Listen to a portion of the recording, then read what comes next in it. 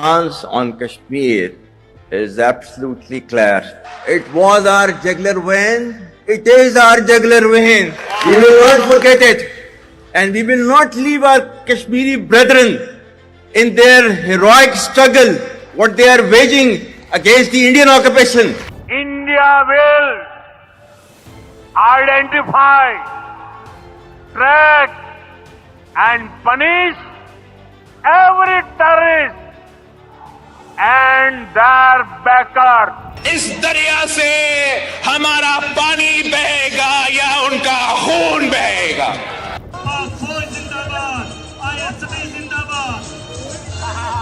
नमोस्तुते भोगाम्बिका देवी नमोस्तुते।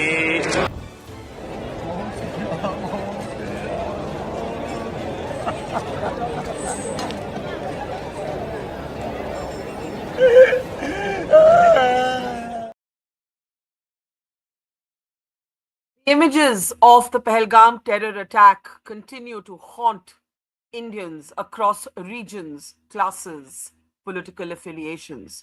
India has vowed to stand as one, and that Pakistan is rattled is beginning to show. The speeches coming from the Pakistani side, whether from their Prime Minister Shehbaz Sharif or their opposition leader Bilawal Bhutto, and of course earlier their army chief, are getting more and more unhinged and bizarre, as the Prime Minister has unequivocally signaled India's resolve to retaliate for the Pahalgam terror attacks, saying in a well-documented address, flipping to English for the international community, that India will chase terrorists and their backers back to the ends of the earth. In the meantime, from the Pakistan High Commission in London came an open and coarse throat-slit gesture to Indian protesters who were protesting outside the High Commission. This man is a colonel in the Pakistan army, and how he behaved was nothing less than a street hooligan. India, meanwhile, is moving on, getting set for its next steps in its phase of retaliation. This even as the last 24 hours in the Kashmir Valley have recorded a distinct escalation at the line of control, with, according to the Indian Army, Pakistan resorting to unprovoked firing, small arms fire across the line of control at all points in the line of control in the Kashmir Valley. India is firming up its retaliation plans. What might these options look like? What has happened? What may happen? Let's talk to one of India's finest strategic minds. I want to welcome our newsmaker to the program now. Tilak Deveshir is with us. He has been for 6 years a member of the NSAB, the National Security Advisory Board. He's a well-known author. His area of expertise, in particular, his last book, looked at what is happening in Baluchistan. This is significant because many believe that one of the ways to show Pakistan its place is for India to officially embrace publicly, without any hitchkichahat, the Baluchistan movement. A lot to talk about. Welcome, Mr. Deveshir, to the program. I want to start, for anybody who may not have seen it, to play a small clip of what unfolded in London at the Pakistan High Commission, where a serving colonel, a defense attaché of the Pakistan Assembly, behaved like an ordinary lout, like a street hooligan, holding a poster of Indian Air Force hero Abhinandan Vartaman, whom the Pakistanis had captured during an operation a few years ago, and making a shocking throat-slit gesture at Indian protesters who were protesting right outside the High Commission. Take a look at this.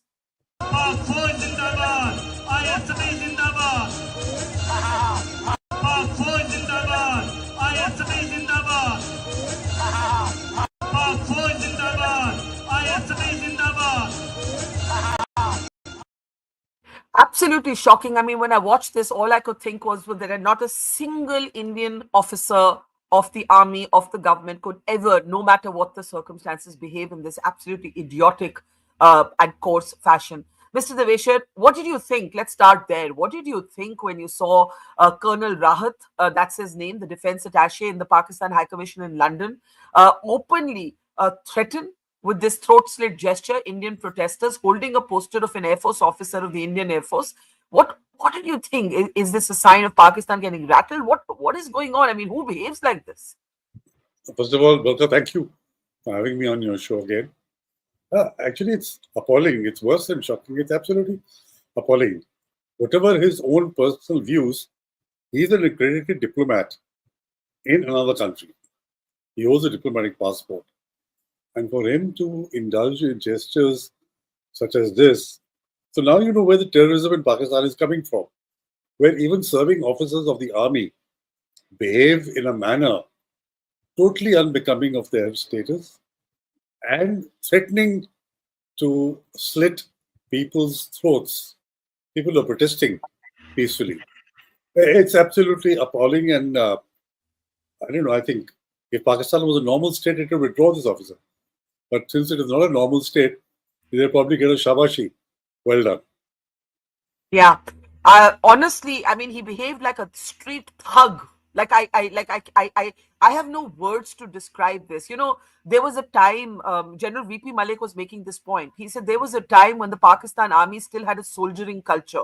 And right from Asim Munir's crazy, unhinged speech to what we've seen at the UK High Commission, it's the exact opposite of anything a soldier would ever do in any army in the world. So, you know, all of them are getting encouragement from this Asim Munir's speech. You know, that speech Sorry, go ahead, sir. again was so appalling that, you know, an army chief, first of all, I don't think he had any business to be addressing the Pakistan Overseas Convention. That was probably left to the Prime Minister, Minister of Finance, Economic or Commerce Minister. I mean, he had no business to be there in the first place.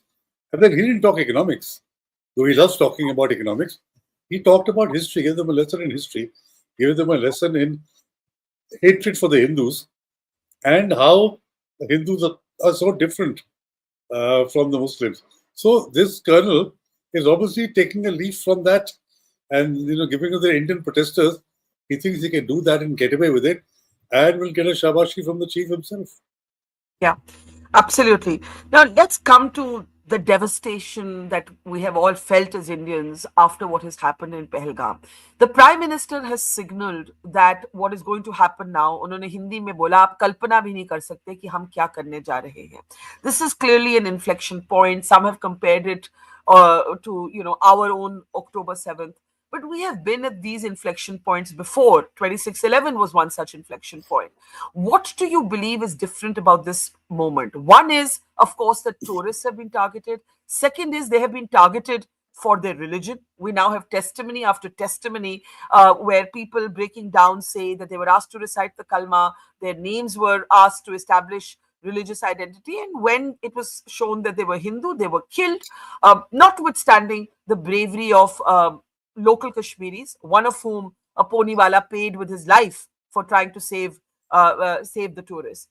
When you look at what has happened in Pahalgam and you join the dots to Asim Munir's very communal speech, a speech focused on so-called superiority of the Muslims of Pakistan, and he emphasized religion. Do you see a direct connection, the targeting of Hindus in Pahalgam and Asim Munir's communal speech? So, two things. One, I think what is different this time and what accounts for the Prime Minister's speech is that these tourists came from all over India. So coffins have gone back to Kerala, they've gone back to Maharashtra, they've gone back to Bangalore, to Bengal, to Gujarat. So the entire country is outraged. You know, it's not limited to one or two states. The tourists came from all over the country, you know, expressing almost like unity for Kashmir, you know. They all came to Kashmir to enjoy the beauty of Kashmir. And now, what have they received in return?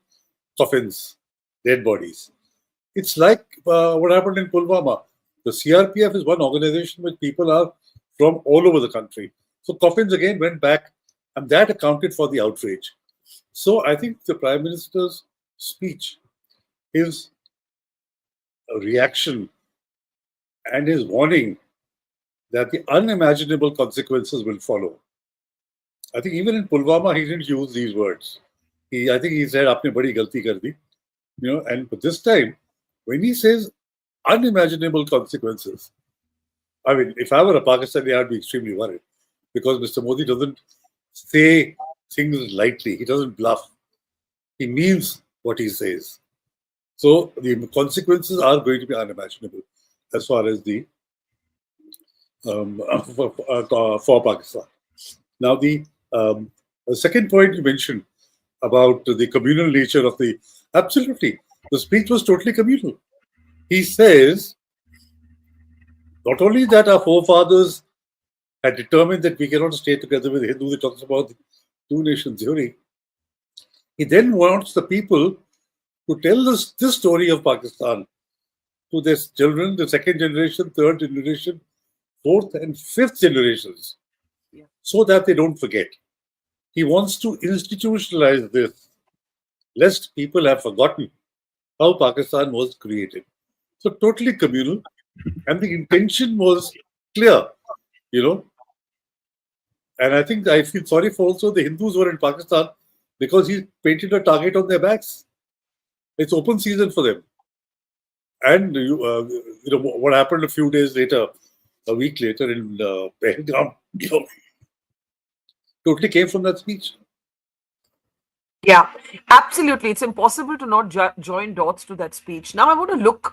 I want to look ahead. We've looked back at Asim Munir's speech. Let's look ahead. You've made it quite clear that the Prime Minister doesn't use his words lightly. If he warned of unimaginable consequences, that's what's coming.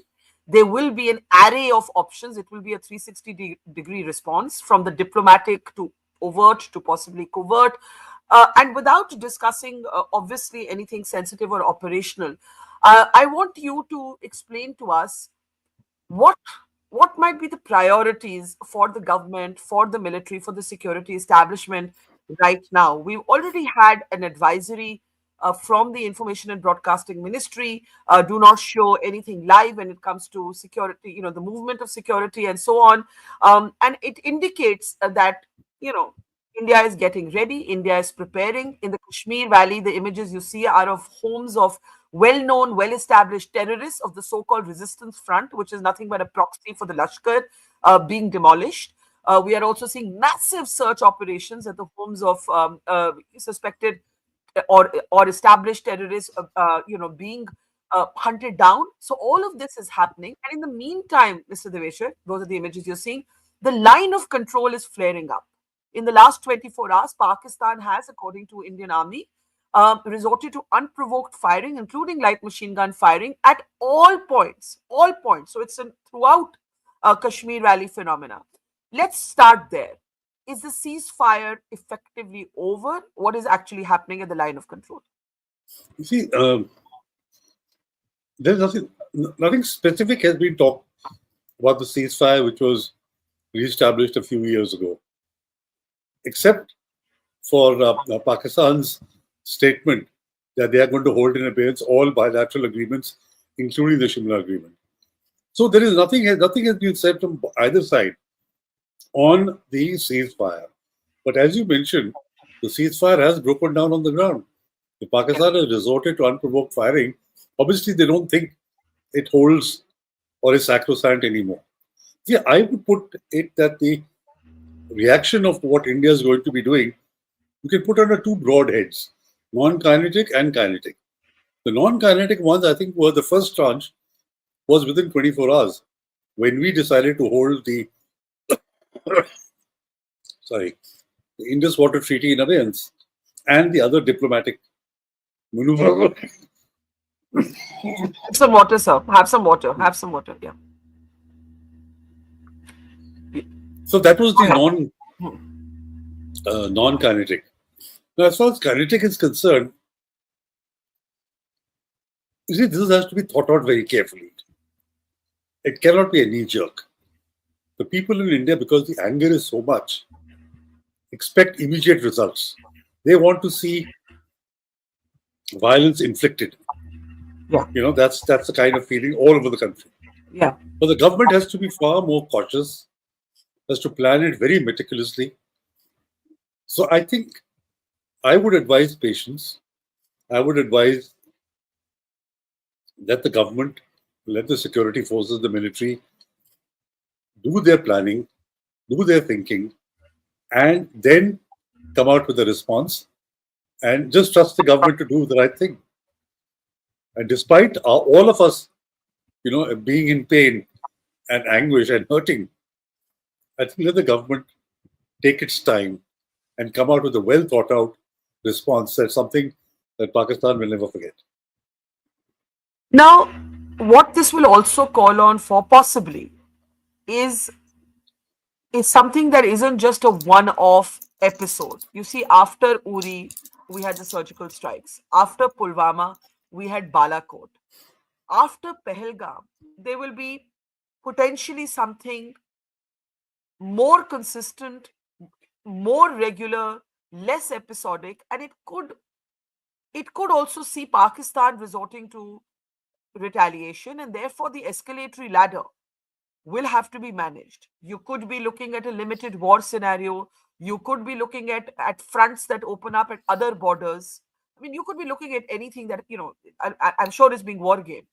But when you say, look, let's not be in a hurry, let's not be knee jerk, what are the factors that India will have to think about before it unveils kinetic action?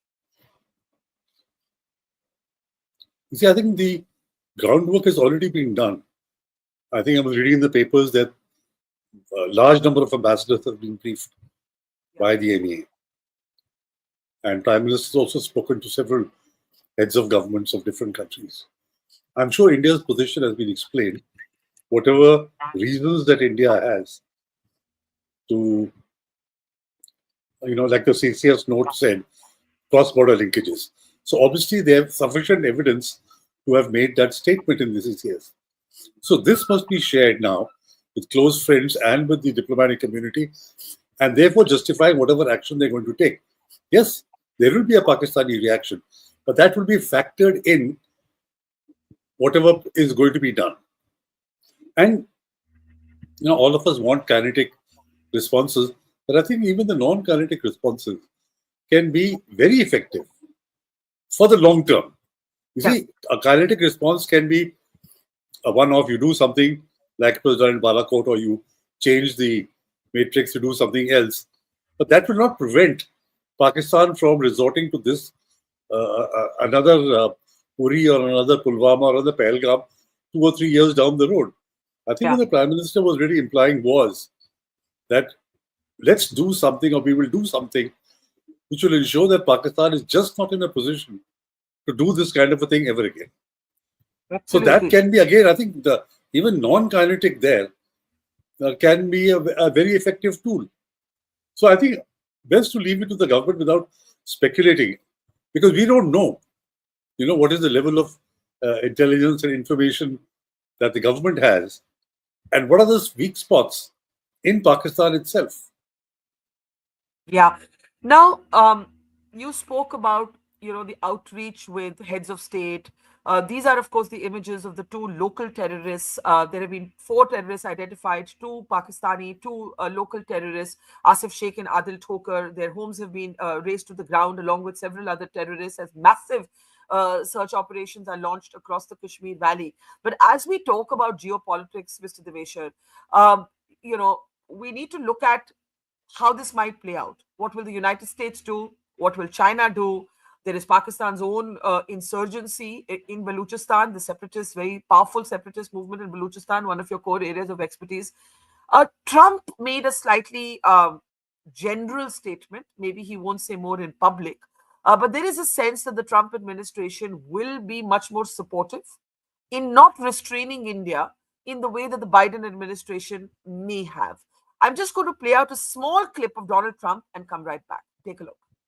I'm very close to India and I'm very close to Pakistan, as you know. And they've had that fight for 1,000 years in Kashmir. Kashmir's been going on for 1,000 years, probably longer than that. And it's a bad one yesterday. It's a bad one. Over 30 people. Are you concerned that there's now tensions on the border between them? Are you concerned? How are you concerned about that? Well, there have been tensions on that border for 1,500 years. So, the same as it's been. But they'll get it figured out one way or the other. I know both leaders. There's great tension between Pakistan and India, but there always has been. So you've done the one. those comments? I mean, do we attach not too much importance to them and be more confident in the belief that this is not Bill Clinton and Chitti Singh Pura? This is not Bill Clinton saying, oh, Kashmir is the nuclear flashpoint, it is one of the most dangerous areas in the world. Or this is not even Kargil, where the Americans, had a kind of back channel role. What do you see as the role of the United States of America as escalation, as India prepares for escalation and retaliation? I think it will be a supportive role because the outrage has occurred on Indian territory. Yeah. In the manner in which the outrage has happened, and the outrage within the country, which I'm sure the US Embassy would also have picked up here in Delhi and conveyed back. Yeah. And I think the statement that came from Tulsi Gabbard Yes. was again a very encouraging one. And people will realize that, it's India that has been on the receiving end, and India will be fully within its rights to be able to hit back. And the US, who better than the US to understand that you have the right to revenge? After all, after 9/11, what the US did when they went after Osama bin Laden. So they will realize and appreciate this. I don't think they will restrain India. They will just monitor very closely to see how much up the escalation ladder is the situation going. And were it to touch or were it to approach the nuclear threshold, I think that's where the US would come in. But short of that, I don't think that the US is going to restrain India. Yeah. There was also this interesting moment when, you had an official US committee panel correct the New York Times when the New York Times referred to the terrorists as gunmen, and they actually reposted that and said, call them terrorists. I found that quite important. Yeah. There's outrage all over the world. The manner in which the people were killed, the tourists were killed. See, they weren't asked, are you a tourist or are you a local? Yeah. They were asked, are you a Muslim? Recite the kalma. And some people were even asked to take their trousers off. I mean, what level of depravity is, what level can you stoop to? And this is something which the world is as outraged, I think, or as much outraged as what Indians have been outraged. So therefore, I don't think that there will be any restraints on India. Yeah, so that's why I said it's a very different world and a very different time. Another thing that's very different, Mr. Deveshar, is, you've spent a lifetime looking at these issues. I've spent my lifetime as a journalist reporting from Kashmir. I don't think I remember another time when all of Kashmir was out on the streets, right? All of Kashmir is out on the streets protesting against a Pakistan act of terrorism. And in fact, one of the things we always used to say is, आप लोग हर चीज के लिए सड़क पे निकलते हैं, आप इनके खिलाफ क्यों नहीं निकलते? And this time we have seen, just massive street protests. And I'm going to play out for you a small clip of a Kashmiri man who's part of these protests who breaks down. He's actually in tears during these protests, appealing to the rest of India to stand with them. Take a look at this clip. मेरी बहनों का यहाँ पे कत्ल आम किया, किंदरिंदो ने किया, हमें नहीं पता। हम उसी दुख में शामिल हैं। क्या अपील करेंगे आप? हम यही अपील करते हैं, पहले जो इंसानियत का यहाँ पे कत्ल हुआ है, हम उसके खिलाफ हैं, हम इन दरिंदों के खिलाफ हैं। यहाँ पे इनोसेंट किलिंग हुई है, हम न ये देखना चाहते हैं कभी, न ये सुनना चाहते हैं। हम वक्त की गवर्नमेंट से गुजारिश करते हैं, इन दरिंदों को पकड़े और कड़ी से कड़ी सजा दें। हमारा पहले इंसानियत का कत्ल हुआ, हमारा शरीयत, हमारा कुरान बोलता है कि इंसान का कत्ल करना तमाम इंसानियत का कत्ल हो जाता है। इसलिए हम इसके खिलाफ हैं।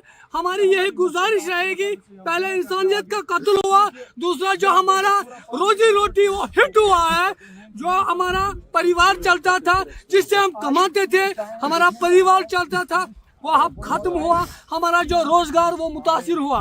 हम सब जो लोग हैं, घोड़े वाले तबके से वाबस्ता है, होटल वालों से वाबस्ता है, एटीवी वालों से वाबस्ता है, गाड़ी वालों से वाबस्ता है, जो भी हैं वो सब टूरिज्म के ऊपर डिपेंड करता है। चाहे होटल वाला है, चाहे घोड़े वाला है, चाहे गाड़ी वाला है। आप देखिए जो यहाँ पहलगाम में अभी शटडाउन है, ये वहाँ का मातम नहीं है, ये हमारे पूरे फैमिली में, पूरे घरों में मातम छाया हुआ है। हम तबाह हुए हैं, हमारा फ्यूचर तबाह हुआ है, हम कुछ किसी के लायक नहीं रहे हैं। हमने कोशिश की थी मगर वो कोशिश एक तरह की नाकाम। बंद करो, बंद करो। So one of them is crying and the other of them is saying, "Ye darinde, in darindo ko saza do," right? And yes, livelihood, but also this great sense that these were our guests. These were our guests. And of course, we have seen whether it's the viral image of Sajad Bhatt, a shawl wala, who went running down the mountain carrying an injured tourist. Can we please play that clip on his back? Whether it is Adil Hussain, the pony wala who was sprayed with bullets for trying to save the tourists, or now this man crying on the streets of Srinagar, saying, "Punish these terrorists." What do you make of this as an inflection point? The two things have hit the Kashmiris. One, the peace that they had got used to for the last 4 or 5 years has been rudely shattered. And guests, people whom they were also, part of their livelihood. Yeah. When tourists come, that's part of their livelihood. And the tourist season was just going to begin. The Amarnath Yatra around the corner, which substantially helps their economy and individual. But so they've been hit on both counts. The peace has been shattered, their livelihood has been shattered. And Kashmir, if it is not pulled back, then again people feel that it will go down the route what it was earlier. So for the Kashmiris, this has been a double whammy. And I think for them, their anger is justified. And I think what they are trying to show through this clip, and I'm sure similar sentiment with other Kashmiris too. It's almost like a cry that, please help us. Yeah. For the government, that please help us. We are not like that. Yeah. And again, the blame again is on Pakistan. But this is the ones who come and who have ruined ruined the peace, who have ruined the Quran, who, whatever he said. So, for them, it's one can really feel sorry for them. Even this shawlwala who we're seeing on our screen, one of the very sad things he said in a later interview to us, he said, "Hame chhodna mat." They have this fear that they are going to be judged and they are going to be abandoned at this point. And that's perhaps why that Kashmiri man was crying. And my question to you is, at this point, obviously Pakistan wants to drive a wedge. That's the standard terrorist playbook. Divide the Indians somehow. So that is an attempt. How should India at this point, or the government, official agencies, the people of India, be handling this attempt by Pakistan to divide us? You see, the targeting of Hindus, which is clearly what has happened in Pahalgam, it is not just springing from the hatred for Hindus as reflected in Asim Munir's communal speech. It also has the aim to divide Indians, to make Indians forget that there are millions of Indian Muslims for whom this country is proudly their nation. How do we keep a kind of semblance of outreach, the normalcy that Kashmir had got accustomed to? How do we keep that alive? It's not going to be easy, Barkha. Yeah. It's going to be difficult. I think it'll again have to be a whole of country approach, starting with the state government, starting with by the center, and by people who will continue to reassure tourists to come back. I think a lot will depend on the Amarnath Yatra. That does this route be used? Will the Pahalgam route be used? Will people come? Will the government allow the Amarnath Yatra? So I think these are the kind of things which will piecemeal but collectively reassure the Kashmiris and reassure Indians too that this was a one-off. This is something which was deliberately targeted, and there were, as more information comes of how this was allowed to happen. How did this happen? There were lapses. Yeah. There were things that which. So there has to be a visible effort to ensure that these kind of lapses and this kind of situation does not happen in the future. So Yeah. I think it's going to be a complex, it's going to take time, but I'm sure if all of us pull together, we will be able to retrieve the situation. Absolutely. I mean, it's not easy, but I mean, I've been saying since this has happened that the best thing that India could do right now is somehow for all of us to go back to Pahalgam. You know, you need to make almost that visible statement that "Ha, kar lo jo Yeah. karna hai, we are here," and signal that. But of course, right now, so many families are dealing with the devastation of what's happened that I know it's easier said than done. I want to talk a little bit about the Indus Water Treaty in the end.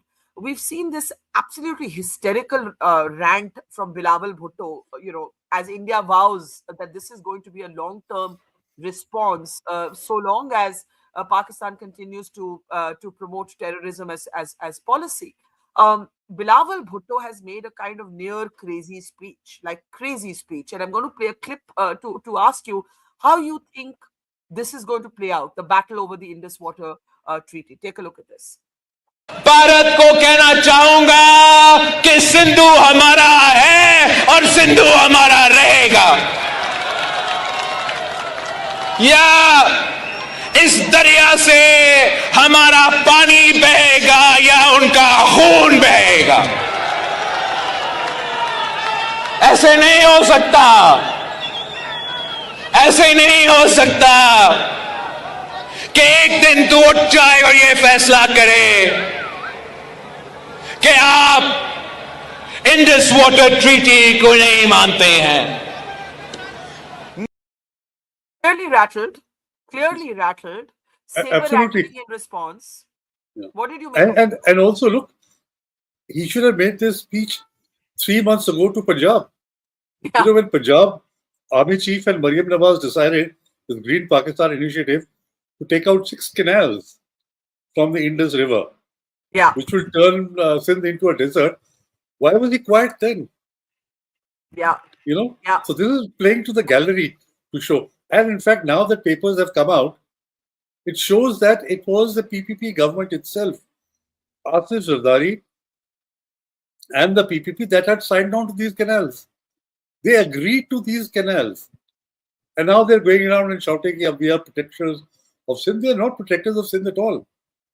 So Yeah. he is now trying to, play to the gallery to burnish his nationalist credentials. It sounds very dramatic, na? या पानी बहेगा या खून बहेगा, हिंदुस्तान का खून बहेगा। अरे यार, तू पहले पंजाब का खून तो बहा के दिखा। Yeah, absolutely. Let's talk in the end, Mr. Deveshwar, about Baluchistan. You see, Asim Munir is a weakened Pakistan army chief, in particular after the attack that took place on the passenger train in Baluchistan. You have had mainstream Pakistan politicians of Baluchistan talking about the losing grip of the Pakistan military over several districts of Baluchistan.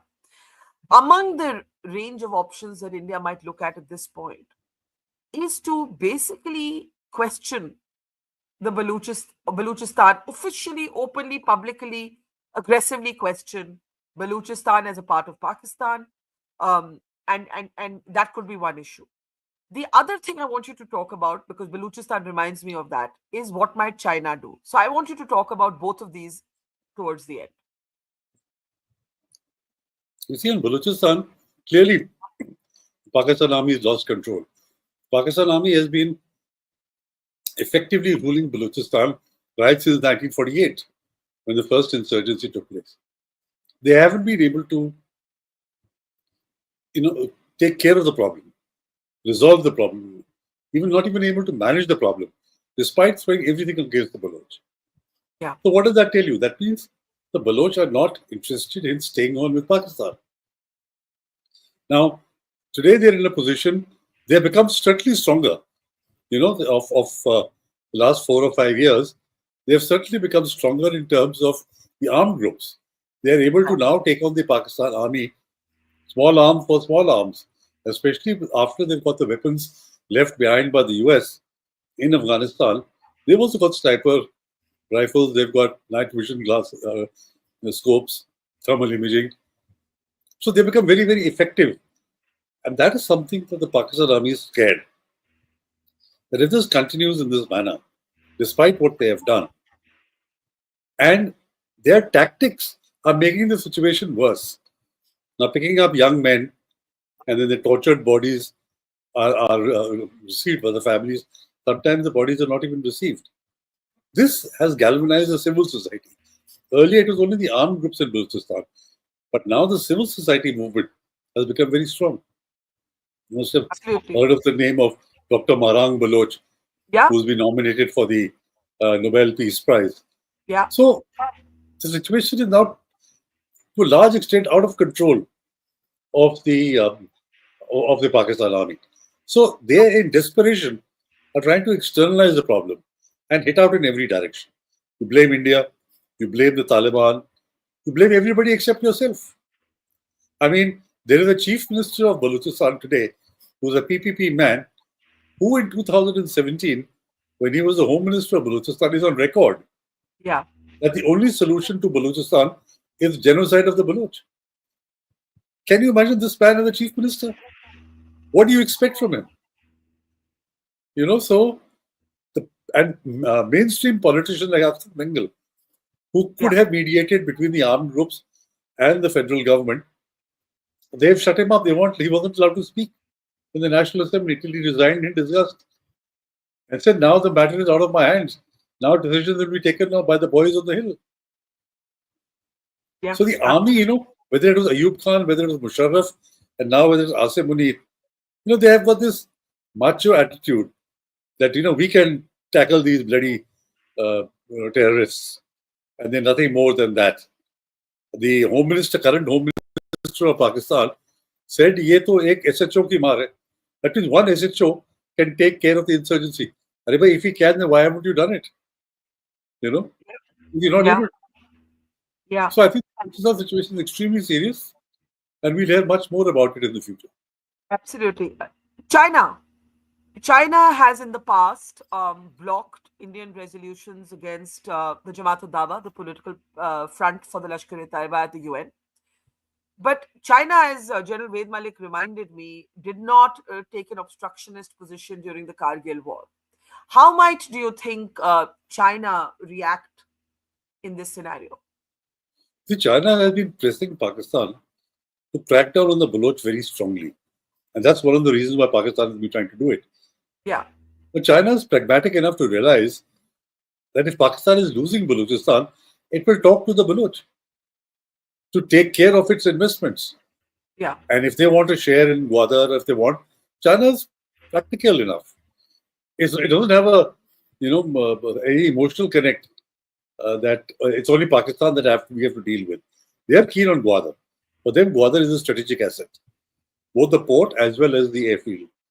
And if they feel that the Baloch can deliver for them, they will talk to the Baloch and work out a deal with the Baloch. Finally, let's come back to where you think we're going from here. As you said, give the government time, give the military time. Let this not be knee-jerk. Let this be done, as they say, at a place and time of our choosing. In the meantime, vigilance will be needed.